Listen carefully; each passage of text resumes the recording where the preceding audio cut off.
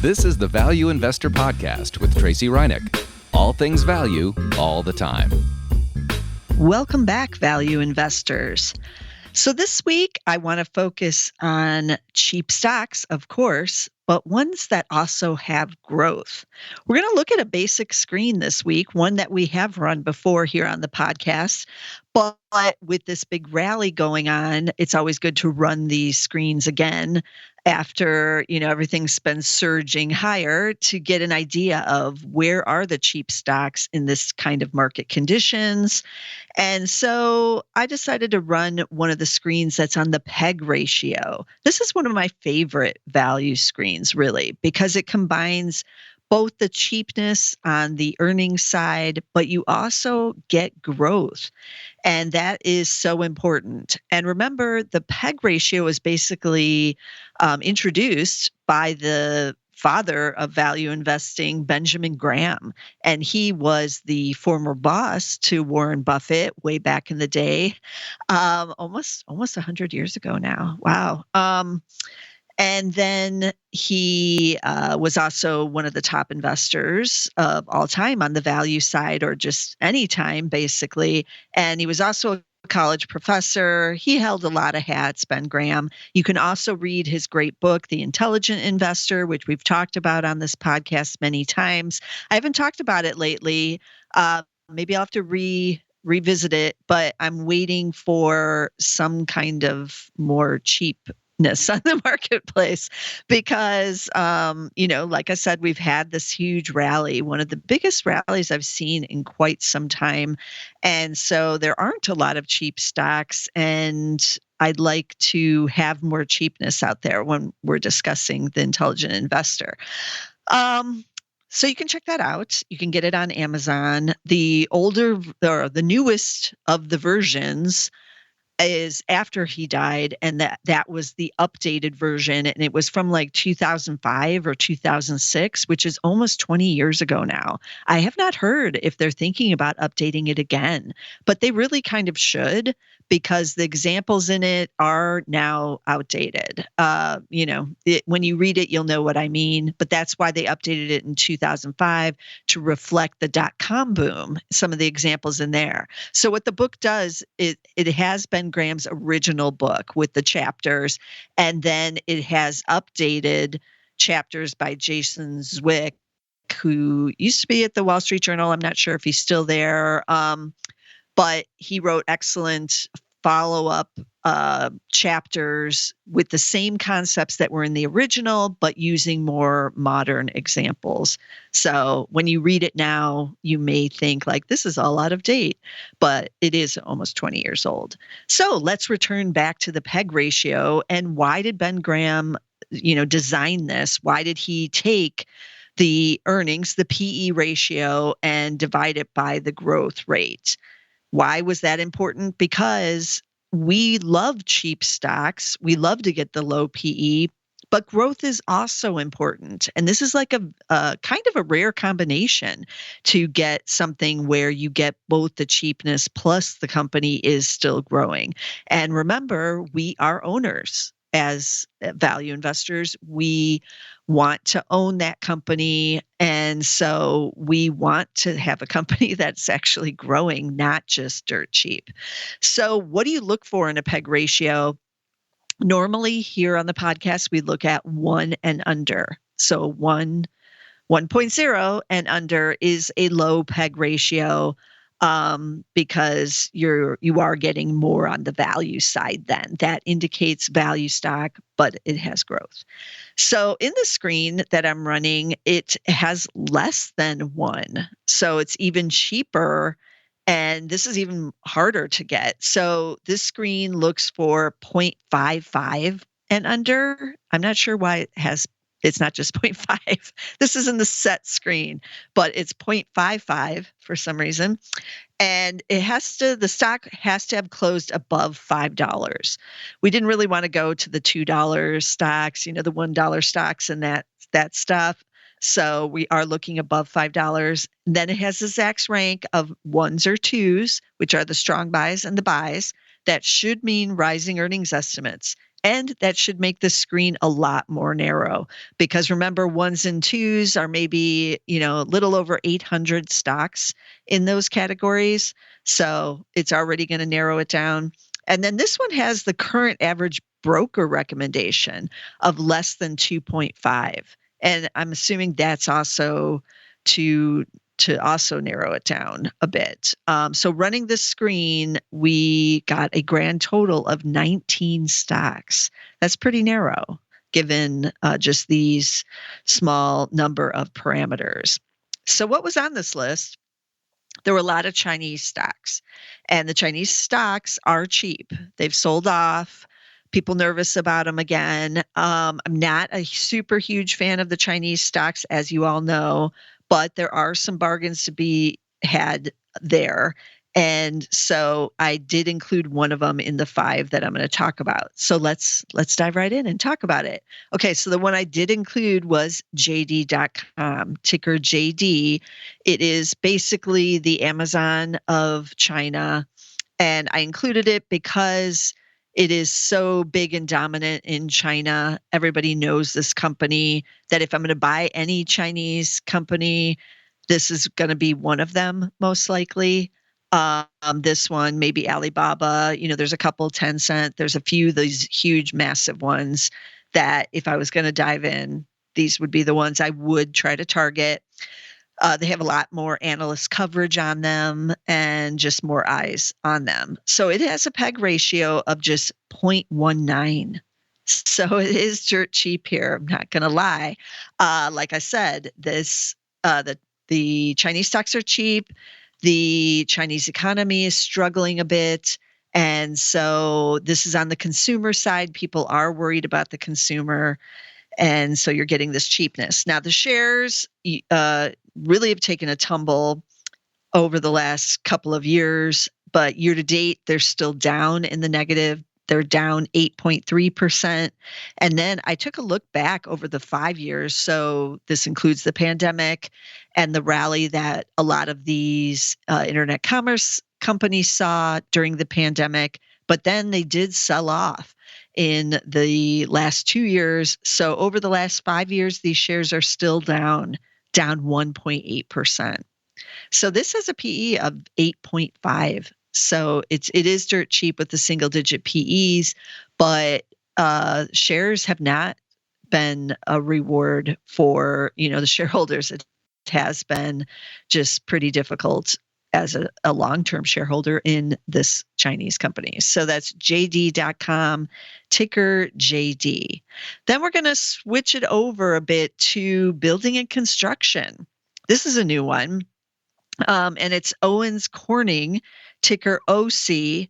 I just talked about this stock with John Blank on the Market Edge podcast because he's a big fan. So they are big in roofing and some other areas, but anything in this building construction side of things is booming. We have the infrastructure bill that's sending a lot of money into the U.S. economy in these areas. And then we have a boom in things like data centers. And so they're building all of those. So Owens Corning, ticker OC, as I said, is a PEG ratio of just 0.29. That's pretty cheap. But I guess I shouldn't be surprised. I'm always surprised, like, wow, 0.29. But wait, our screen was for 0.55 or less. So of course it's going to be even more dirt cheap. But this one, forward P of 12.3. And I guess I'm surprised because I did cheat a little bit on this one because I did just talk about it with John Blank. So I had looked at the chart before I decided to include it out of the 5 here. And I already knew it was up. Year to date, it's up 12.1%. But over the last 5 years, it's up 176%.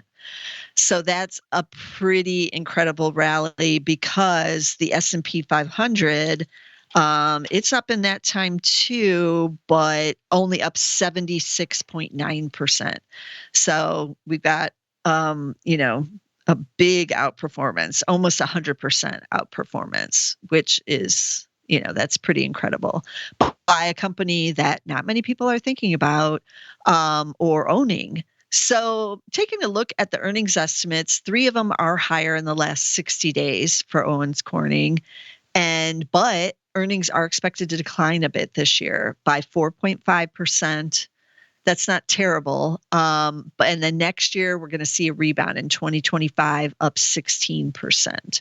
So I'm liking that. So no real value trap here going into next year where we see a lot of big growth. And even on the sales side, 2024 expected to decline 1%, but their Zacks consensus on the sales is at 9.5 billion. And then next year, 2025, 12.1 billion. So that's a pretty big jump of 26%. So I'd have to drill down more into why things are suddenly going to take off even further next year. And this is one we don't have a lot of analyst coverage on. There's a couple of estimates. That's it, like two estimates. Well, we had 3 for this year. But there looks to be 2 to 3 analysts perhaps on this company. So that's not a lot of analyst coverage out there. So you might have to tune into the conference calls on something like this, but that would be wise. But this is an interesting area. This is a hot stock that is still cheap with a PE of 12.3 and that PEG ratio of 0.29. So that's Owens Corning, ticker OC. Third stock is Royal Caribbean, ticker R as in Robert, C as in Charles, L as in Larry, RCL. This is the cruise ship company, vacations, cruising, all of that's fun stuff. I kind of have that on the brain right now. So I was like immediately thinking, ooh, Royal Caribbean, that sounds fun. PEG ratio is 0.48. But this stock's struggling a little bit. Year to date, it's up, but only 1.4%. And then over the 5-year period, down 22.7. So these cruise ship companies really got hammered at the start of the pandemic. Obviously, they could not even operate. And then we did have a bit of a rebound. And now maybe we're in the back half of that. Let's take a look at what these earnings estimates are looking like. Well, looks pretty good for 2024. Earnings expected to be up 47% this year to $10.01 from $6.77. So that's pretty phenomenal. Next year, 2025, another 17%. Now, all the cruises have been selling out. People have returned to cruising. These companies are ordering new ships. They're upgrading their product. They're adding new routes. People are not afraid to go back out there onto the cruise ships. So I'm not sure why the street isn't really buying into it. But as we all know, as value investors, this is what happens to us. The street doesn't like it. And so the shares are going nowhere. This is a number 2 rank buy stock. And it does have a forward PE of 13.3. So that's on the cheap side on the PE, which you would probably expect, but it's got that big growth component as well. So doesn't necessarily mean if the PEG ratio is low that the PE is going to be that low with that much growth. But this is an interesting play. Maybe take a look at what's going on there. And when they report earnings again in early May, you might want to tune in. But that's Royal Caribbean, ticker RCL. Then we're going back to an old favorite that is one of the popular value stocks of this year, and that is Toyota Motors. So while a lot of the other automakers are struggling a bit, Toyota is not, because they picked wisely. They chose to do the hybrid strategy versus all in on only the fully electric vehicles. And it turns out consumers for right now in 2024 are choosing the hybrids more often than the electric vehicles. So Toyota's looking like they're geniuses for this strategy. Doesn't mean they don't have some all-electric vehicles. They do, but they offer a combination, and that is appealing to consumers right now. So this stock has been cheap for a while. It's trading at 10.7 times, and it has a PEG ratio of just 0.37. So, of course, that's cheap. Earnings expected to be up 73% this fiscal year, but almost no growth expected for next fiscal year. And so that's just 0.5%. So everybody's pricing it in for this year, and then the uncertainty will set in for next year. And so we'll see. This is kind of a wait and see one. But year to date, the shares are up 33%. 5 years, they're up 96.7%. That is beating the S&P 500 now, which is up 76.9% over the 5 years. But if you look at the chart, a lot of it is being driven by what's happening here in 2024. This massive breakout here has really helped those who've been in it for 5 years. So that's something to keep in mind. But how much longer can Toyota keep running? We don't know, but we will see. And it's still cheap right now. So that's Toyota Motor, ticker TM. And then we're going to wrap it up with Pilgrim's Pride. I haven't talked about them in a long time. Ticker PPC. So P is in Paul, P is in Paul, C is in Charles. And this is the chicken and pork guys. And this one, I was surprised. I haven't looked at any of these in the food meat products industry for a while, and I was surprised to see that year to date it's up 27%. So it has been involved in this nice rally that we've had in 2024. 5 years, though, it's only up 51.2%. That is underperforming the S&P 500. But again, it is dirt cheap. PEG ratio of 0.4 and a PE of 11.9. So that's really cheap. We only have a couple of estimates on it. So the data is not all that great. It's not widely followed, at least on Zacks.com. But we do have earnings being up here in 2024 by 75% to $2.97 from $1.69. Then 2025 looking a lot like Toyota was, with a gain of just 2.7%. So up to 305 from 297 is what the analysts are at right now. And so that's fairly minimal for next year. So you're getting a lot of the growth this year, but maybe that's already being priced in here by the analysts. It does have a nice earnings surprise track record. It has surprised and pretty big in the last 4 quarters. So the analysts have been getting it wrong on whatever Pilgrim Pride is reporting here on their earnings. And we should get this one by the end of April. So you want to tune in to find out what's going on with chicken and pork and the food, meat industry right now. Then you should tune in to see. So that's Pilgrim's Pride, ticker PPC. So as I was saying, there were a lot of Chinese companies on this list. They are still cheap and they do have that growth component. So they are showing up in this kind of screen. I only included JD.com here because I didn't want to just screen for cheap Chinese stocks, but it's worth checking it out if that is where you want to seek out some value. So definitely, run some of these screens with the PEG and the Zacks rank, because it is giving some of these interesting names out there. And this is a good way to find the cheap value side of things, but also with the all-important growth component, because that's what I want. I want that growth.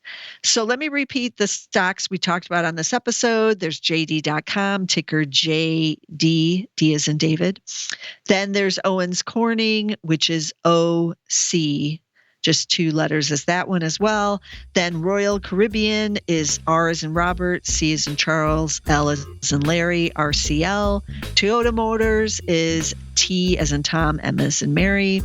And then we had Pilgrim's Pride, which is P as in Paul, P as in Paul, C as in Charles. And again, as always, you want to be sure to subscribe so you don't miss a single Value Investor podcast.